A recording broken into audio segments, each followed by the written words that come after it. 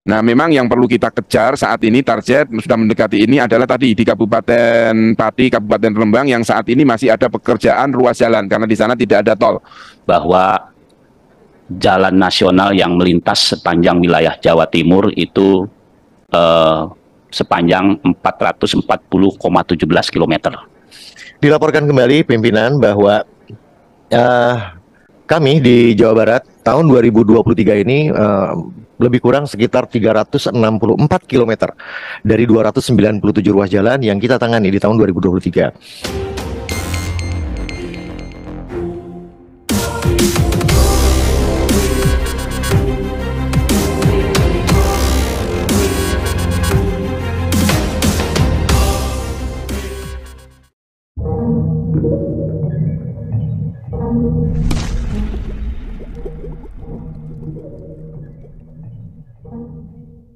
Sementara lintas Pantura, pantai utara bagian timur, yang mana dikerjakan oleh Satker PJN 3 Provinsi Jawa Tengah, yang mana target pada tahun 2023 ada 1044 km, pagunya ada 304 miliar dan keuangannya 55. Penanganan rutin belanja barang ada 1030,3 km dan penanganan efektif belanja modal 13,71 km.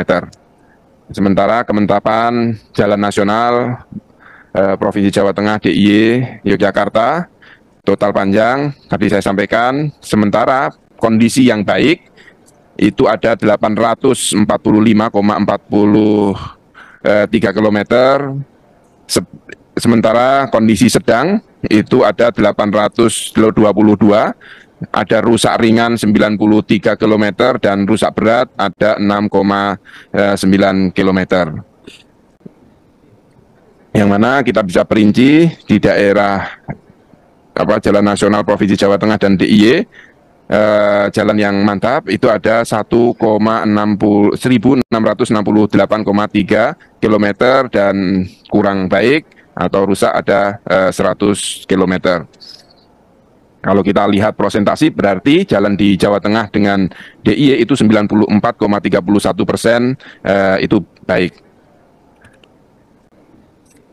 Kemantapan jalan nasional per lintas tahun 2022 bahwa jalan lintas utara dalam kondisi baik itu 89,05%, sementara jalan lintas selatan ada 92,10%, jalan lintas tengah 97,43%, jalan pantai selatan 95,83%, jalan lintas penghubung 95,31% dan non lintas 95,40%. Ini jalannya baik. Artinya pemeliharaan itu sangat rutin dan benar-benar periodik. Sementara data kondisi kemantapan lintas di Pantura, total kemantapan lintas di Pantura sebesar 89,05% atau setara dengan 346,49 km. Ada Pantura Barat yaitu 88,34% sepanjang 202 km dan Pantura Timur ada 9% dalam keadaan baik, ada 144 km. Sementara kemantapan jembatan nasional Provinsi Jawa Tengah dan DIY, kemantapan jembatan pada tahun 2022 di Jawa Tengah itu 94,86%, sementara masih ada perbaikan dan kerusakan itu sekitar 5,14%. Sehingga total nilai kondisi jembatan BPJN Jateng DIY ada 95,08% dan ada kerusakan atau perbaikan 4,92%. Itu sudah mencakupi DIY dan Jawa Tengah.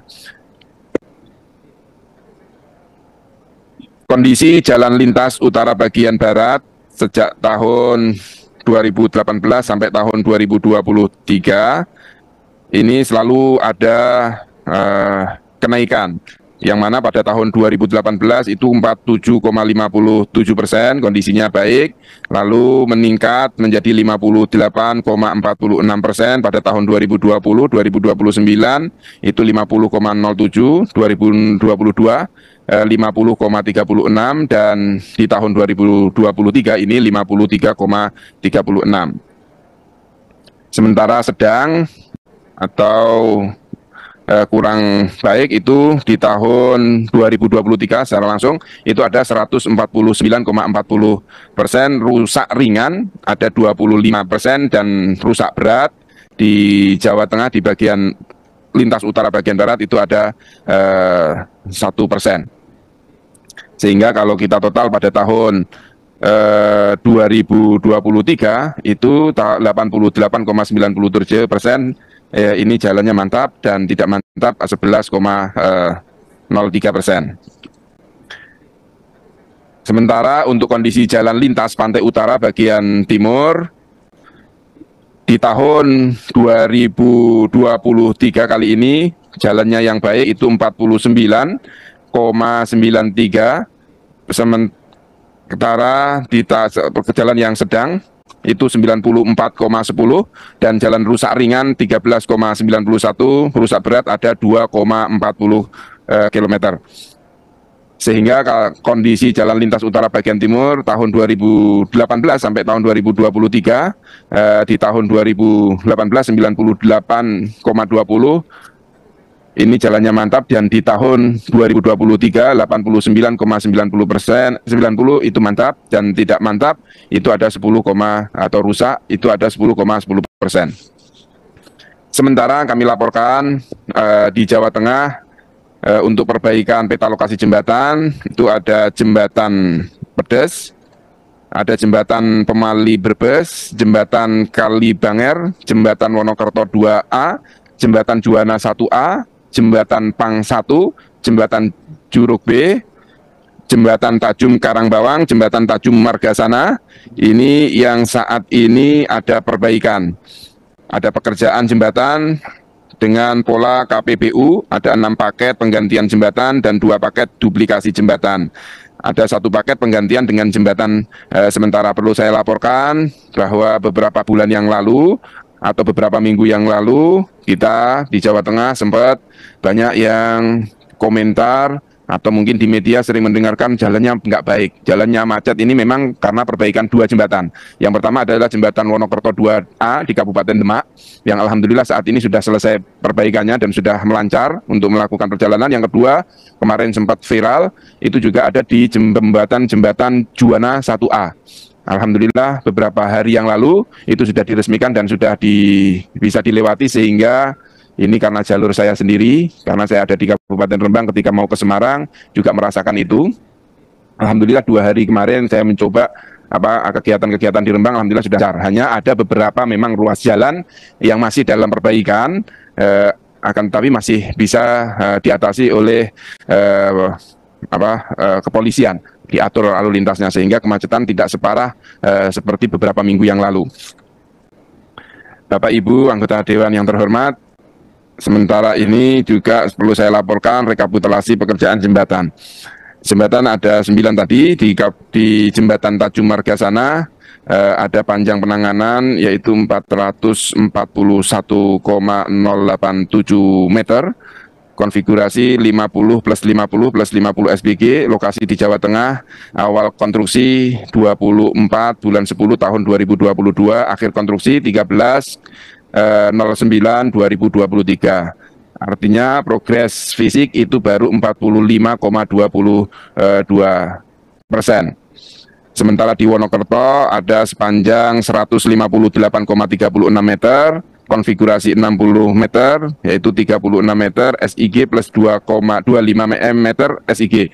Lokasi ada di Jawa Tengah, awal konstruksi 22 bulan 6 tahun 2022, akhir konstruksi 15/04 bulan 4 2023. Progres fisik 86,83%, pekerjaan finishing. Alhamdulillah ini sudah bisa dijalankan, sudah dilintasi. Sementara ada di Pemali Brebes, panjang penanganan 265,91 meter dengan konfigurasi bentang 105 meter. Lokasi ada di Jawa Tengah, awal konstruksi tahun 2022 bulan 6 tanggal 22 dan akhir konstruksi bulan 10 tahun 2023, progres fisik 61,45%. Pekerjaan persiapan pemancangan dan lainnya. Sementara di di jembatan Tajum Karangbawang, panjang penanganan 383,887 meter, konfigurasi bentang 130 meter, awal konstruksi tanggal 7 bulan 8 tahun 2022 dan akhir konstruksi bulan 11 tahun 2023 bulan 10. Sementara progres fisik ada 47,98%. Ada di Kabupaten Juwana atau Jembatan Juwana, panjang penanganan 183,63 meter, konfigurasi bentang 80 meter, awal konstruksi 27, tanggal 27 bulan 5 2022, akhir konstruksi tanggal 1 bulan 4 2023, yang saat ini progres fisik sudah 84,23%. Tinggal pekerjaan railing, trotoar, lonengan, pasangan batu, artinya tinggal tidak mengganggu lalu lintas pengendara. Ada di Jembatan Juruk, perlu saya laporkan bahwa panjang penanganan 206,34 meter, bentang konfigurasi bentang 152 meter, mulai konstruksi tanggal 3 bulan 7 tahun 2022 dan akhir konstruksi tanggal 2 bulan 12 tahun 2023. Pekerjaan progres fisik 50,59%. Ada pekerjaan abutmen, pekerjaan galian struktur, Pier 1 dan Pier 3, metode pekerjaan pondasi Pier 2. Di Jembatan Kalibanger ada 143,92 meter panjang penanganan, konfigurasi bentang 30 meter, mulai pengerjaan tanggal 8 bulan 8 2022 dan selesai insya Allah dan sudah selesai pada tanggal 15 bulan 4 2023, 94,85%. Ada tinggal finishing saja. Di Jembatan Pang, panjang penanganan 164,71 meter, bentang konfigurasi bentang 50 meter, awal konstruksi 2022 bulan 5 2022 dan akhir konstruksi bulan 9 tahun 2023. Ini progres fisik masih 46,14%. Sementara di Jembatan Pedes itu ada 116,721 meter, bentang awal pekerjaan tanggal 12 bulan 8 tahun 2022 dan akhir konstruksi bulan 6 2023. Saat ini 87,4%. Mungkin ini yang bisa saya laporkan untuk sementara untuk kesiapan kami untuk menyambut tahun 2023, Lebaran tahun 2023, bahwa memang perlu saya laporkan juga para anggota Dewan dan pimpinan bahwa peta lokasi rawan bencana Provinsi Jawa Tengah, artinya ini kita punya beberapa pengalaman. Yang pertama adalah di tahun 2019 yang menyebabkan kemacetan panjang, sampai ada juga yang harus dibawa ke rumah sakit dan sebagainya. Tahun 2019 itu di ruas tol Kabupaten Brebes. Nah, ini juga sudah kita antisipasi dan alhamdulillah untuk uraian insya Allah kami sudah siapkan dan pos-pos juga sudah kita siapkan. Kita memperkirakan untuk para pejalan mudik di Jawa Tengah, karena Jawa Tengah ini adalah provinsi di tengah-tengah antara Jawa Timur dan Jawa Barat, juga ada DIY, sehingga perlintasan bukan hanya dilakukan kepada masyarakat yang pulang atau mudik ke Jawa Tengah saja, akan tapi juga melintasi di Jawa Tengah. Kami memperkirakan ada 13 juta pemudik atau pengguna jalan untuk Lebaran tahun 2023, dan ini ada kenaikan dibanding pada tahun 2022 yang mana hanya 11 juta, dan sebelum pandemi di tahun 2019 itu para pemudik 8 juta, sehingga peningkatannya ini sangat signifikan. Yang sudah kita antisipasi bahwa kenyamanan dan keselamatan para pemudik dan para wisatawan yang datang ke Jawa Tengah ini kami sudah menginstruksikan kepada seluruh pariwisata untuk benar-benar dicek lagi karena kemarin ada sempat pandemi COVID-19 sehingga banyak pariwisata yang menutup tempat-tempat wisatanya, khususnya tempat-tempat yang biasanya untuk swafoto. Nah, ini memang yang mana biasanya tempat-tempat swafoto ini terbuat ada dari bambu, ada dari berbagai macam jenis bahannya. Ini perlu kita waspadai dan kita perlu antisipasi sehingga keselamatan para pemudik maupun pelintas ini benar-benar kita beri kenyamanan dan keamanan. Untuk di Jawa Tengah, untuk peta lokasi rawan kemacetan di Provinsi Jawa Tengah ada beberapa ruas, utamanya memang yang sampai saat ini itu ada di Kabupaten Brebes yang menuju ke Kabupaten Banyumas, yang tujuannya biasanya di sekitar Kabupaten Purbalingga, ada di Kabupaten Purworejo, Purbalingga dan sekitarnya. Maka memang saat ini juga kita antisipasi karena rata-rata para pemudik itu melintasnya keluar tol dari Kabupaten Brebes di Pejagan menuju ke selatan. Nah, ini perlu juga nanti kita berikan informasi-informasi ketika masuk ke Jawa Tengah untuk melintasi berbagai exit tol. Bukan hanya di Pejagan saja, ada di Kabupaten Tegal dan Kabupaten Pemalang, sehingga penumpukan kemacetan yang ada di ruas tersebut bisa kita hindari, sehingga insya Allah kami juga sudah mengantisipasi itu semua. Nah, memang yang perlu kita kejar saat ini, target sudah mendekati ini adalah tadi di Kabupaten Pati, Kabupaten Rembang yang saat ini masih ada pekerjaan ruas jalan karena di sana tidak ada tol. Dari sepanjang kabupaten dari Jawa Timur menuju ke Jawa Tengah bagian utara timur ini karena tolnya baru sampai ke Kabupaten Demak, sehingga memang ini yang perlu kita antisipasi dan kami kejar untuk pekerjaan-pekerjaan, dan insya Allah beberapa hari ke depan untuk pekerjaan yang masih menyisakan sekitar kemarin itu sekitar 100 meter ya, itu insya Allah sudah bisa diselesaikan sehingga rawan kemacetan di jalur Pantura bagian timur insya Allah bisa terurai. Dan untuk keselamatan para pemudik utamanya adalah pelintas pemakai motor. Ini yang memang perlu kita antisipasi sehingga kita cek lagi jalan-jalan yang masih berlubang untuk segera kita koordinasikan dengan pemerintah atau BPJPN nasional. Mungkin ini Bapak Ibu yang bisa saya laporkan, sementara kurang lebihnya saya mohon maaf, dan mohon maaf Pak Gubernur tidak bisa hadir secara langsung. Nitip salam kepada panjenengan semua. Saya akhiri, wassalamualaikum warahmatullahi wabarakatuh. Waalaikumsalam warahmatullahi wabarakatuh. Selanjutnya kami persilakan ke Jawa Timur, Pak. Silakan Pak Adi Karyono, Sekda Provinsi Jawa Timur. Bismillahirrahmanirrahim. Assalamualaikum warahmatullahi wabarakatuh.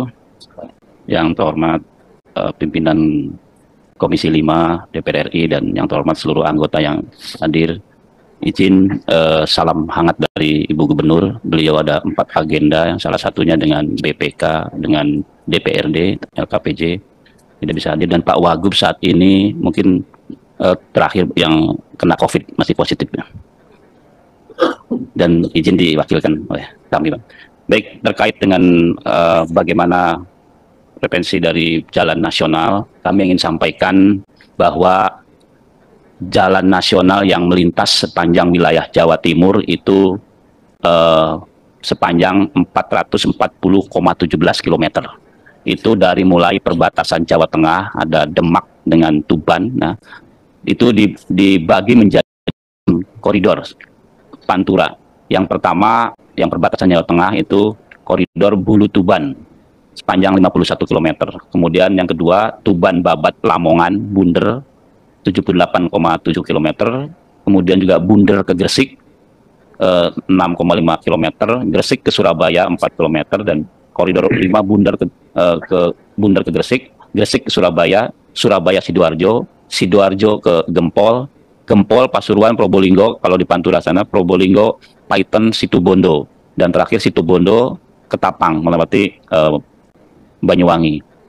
Dari sepanjang itu sebetulnya kita punya sirip jalan untuk menopang jalan nasional. Ada 6 sirip jalan provinsi yang kita pelihara betul, yaitu yang pertama kalau di Tuban ada sirip jalan Pakah Ponco Bojonegoro. Kemudian yang kedua di Babat Ploso Jombang, kan di Lamongan Gedek Mojokerto, dan ada di Pasuruan Kejayan Purwosari, Situbondo Bondowoso Jember, dan Buduan Bondowoso. Ini jalan yang menopang supaya arus di jalur nasional ini bisa terkurangi untuk jalur alternatif lain ketika nanti juga digunakan untuk mudik.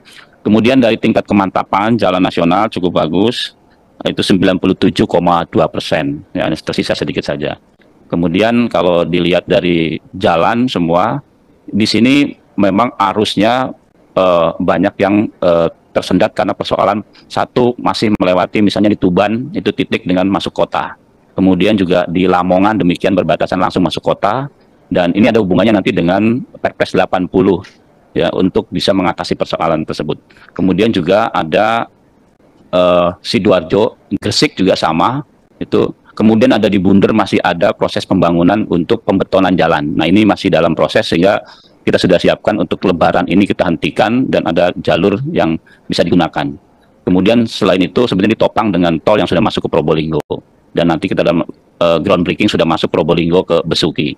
Namun kalau kita lihat jumlah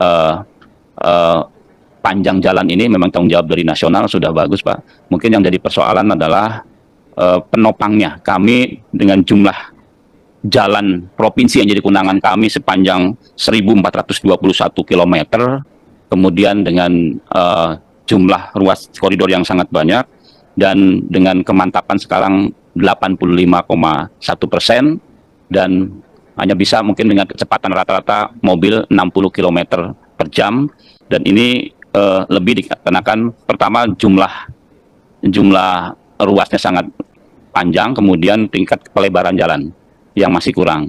Kemudian kami ingin melaporkan terkait dengan ruas jalan tadi yang bisa untuk ada menopang ini sebetulnya sesuai dengan Perpres 80. Kami punya yang betul-betul kalau ini dijalankan sebetulnya akan mengurangi beban dari jalan nasional. Yang pertama adalah pembangunan jalan lingkar Tuban, ya, yaitu menghindari kota Tuban. Mungkin next slide ya. Pembangunan jalan lingkar Tuban di situ akan memotong melingkari kota Tuban yang memang ini pusat kemacetannya. Dan sekarang posisinya dengan 15,19 km itu baru dilaksanakan 7,21 km dengan 4 lane dan 7,98 km 2 lane. Masih tersisa 2 lane lagi 7,9 km. Ini akan kalau sudah selesai di 2024 maka kemacetan dan beban jalan nasional akan terkurangi. Yang kedua, jalan lingkar utara Lamongan. Ini prosesnya sudah kontrak dan ini akan bisa menyelesaikan bagaimana kemacetan di Lamongan di jalur nasional. Itu baru dari 7,15 km dibagi dan ini akan selesai di 2024. Kemudian yang berikutnya masuk di Sidoarjo itu adalah pembangunan flyover Aloha yang sedang proses, itu bagaimana membuat flyover untuk menghindari jalan kereta dari Sidoarjo menuju ke Juanda, demikian juga Juanda bisa langsung ke Surabaya melalui di atas. Dan ini sedang dikerjakan, diperkirakan bulan Juni 2024. Ini ada penutupan jalan, jadi memang akan terjadi kemacetan, pengalihan jalan untuk Lebaran ini. Kemudian yang berikutnya, pelebaran jalan nasional batas kota Situbondo dan Ketapang, ini masih belum berjalan, baru 2 km, dan ini yang sumber dari kemacetan adalah karena penyempit jalan yang masih sempit seperti itu. Kemudian berikutnya pelebaran jalan nasional Bulu Tuban. Ini sebetulnya bukan proyek nasional, prioritas nasional, tapi kami memandang penting dan sudah mengusulkan untuk bisa dilakukan pelebaran jalan, di mana untuk mendukung kawasan di logistik kilang minyak GRR Tuban. Dan ini menjadi prioritas kami karena investasi di sini tentu perlu didukung dengan jalan. Kemudian berikutnya ada jalan impres, jalan daerah. Ini menjadi penting bagi kami, karena di antara 10 yang kami usulkan juga berhubungan dengan jalan nasional, yaitu yang pertama di jalan Kabupaten Tuban, rekonstruksi dan pelebaran jalan Pakah Ponco. Kemudian yang kedua dari Pasuruan, rekonstruksi dan pelebaran ruas batas kota Pasuruan Kejayan. Ini yang kita sudah usulkan masuk dalam impres di luar dari usulan dari kabupaten. Ini yang jalan provinsi. Kemudian selebihnya kami melaporkan terkait dengan bagaimana potensi dari pergerakan perjalanan untuk mudik, karena tentu masih bertumpu ke tol sampai Probolinggo, kemudian lebih banyak nanti untuk jalur nasional. Kalau kita lihat untuk di Jawa Timur sendiri kami punya perhatian ekstra untuk ketika Lebaran dan H+1-nya itu, yaitu daerah-daerah wisata. Itu yang terjadi sering kemacetan dan terjadi kecelakaan.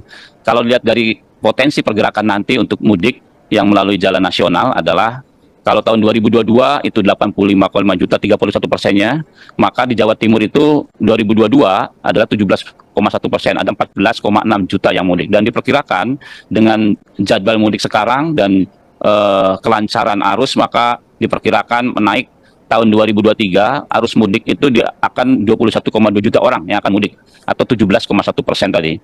Maka kalau kita lihat kami sudah memprediksi bagaimana penggunaan moda. Ada moda jalan, ada 2,8 juta penumpang yang akan menggunakan jalan yang perlu diantisipasi. Kemudian moda udara 600.000 penumpang dan moda kereta 3,4 ribu penumpang.